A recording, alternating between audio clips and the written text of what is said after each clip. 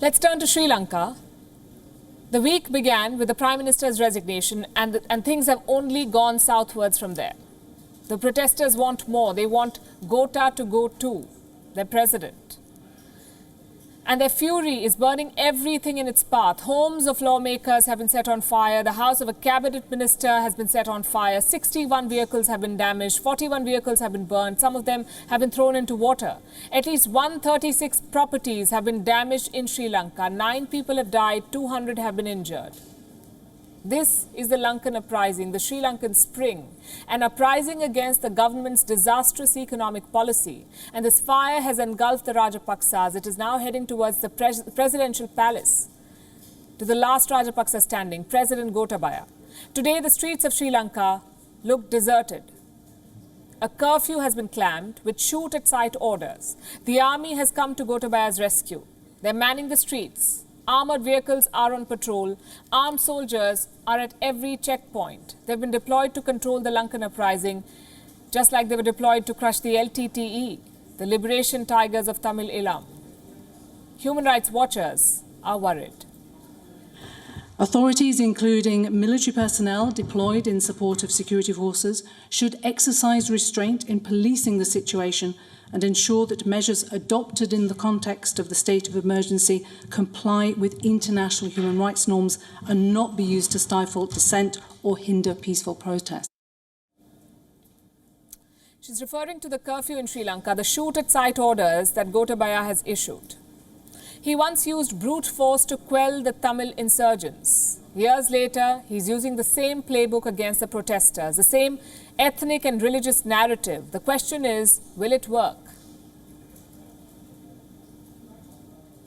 Despite an island-wide curfew that is full in effect, protesters continue to gather at the Gota Gogama, which is one of the central protest sites that has continued protests for more than a month to demand President Gotabaya Rajapaksa to step down. That's not all. Sri Lanka's political leaders gathered via Zoom conferencing today to find solutions following the resignation of Prime Minister Mahinda Rajapaksa. That's not all. Sri Lanka's CBSL Governor Dr. Nandalal Veerasinghe issued a stern warning to the President and the government officials, noting that if this current political crisis is not solved at its earliest, that he himself will be stepping down from his post as central bank governor.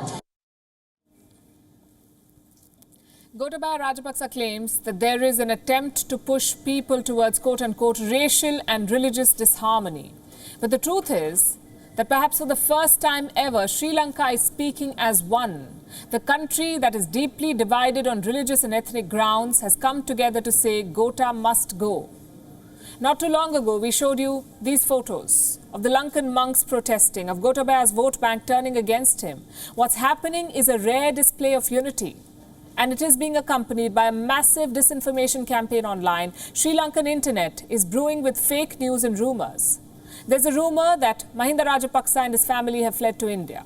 Well, India has denied this. Another rumour claims that India could be sending its troops to the island country, to Sri Lanka. India has categorically denied this too. India is not sending troops to Sri Lanka. Which also brings me to another question. Where is India in this crisis? Just like the Lankan civil war, India's response to the Lankan uprising is also being watched closely. India says it is in full support of Sri Lanka's democracy. It supports Colombo's stability and economic recovery, and it is guided by Sri Lanka's best interests. Another question. What is in Sri Lanka's best interest? The people want the president gone. The president says he's going to restore political stability. How will he do that? Apparently by deploying the army. It's the last roll of the dice, and it may not work. The Sri Lankan president may want to look at recent history. Not all wars can be fought with an army. Not all fires can be doused by the army. Ask Syria, ask Yemen, ask Somalia, ask Ethiopia. These countries will tell you that armies cannot always contain an uprising or control public anger. Not all wars can be won by force. In the 2000s, Gotabaya used the army against the Tamil insurgents and he won. It was a bloody battle, he won it.